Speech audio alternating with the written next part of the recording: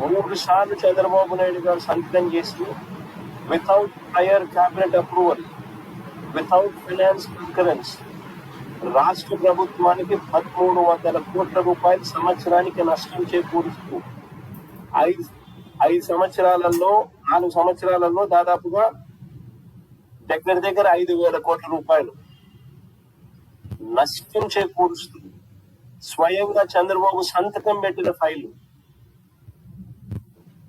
Without prior cabinet approval, without finance concurrence Chandrababu Naidu మీద బలమైన case నమోదైంది. ఇవన్నీ ఉన్న నేపథ్యంలో చంద్రబాబు నాయుడు మీద బలమైన కేసు నమోదైంది. ఆయన ఇప్పుడు ఆ కేసు మీద బెయిల్లో ఉన్నాడు.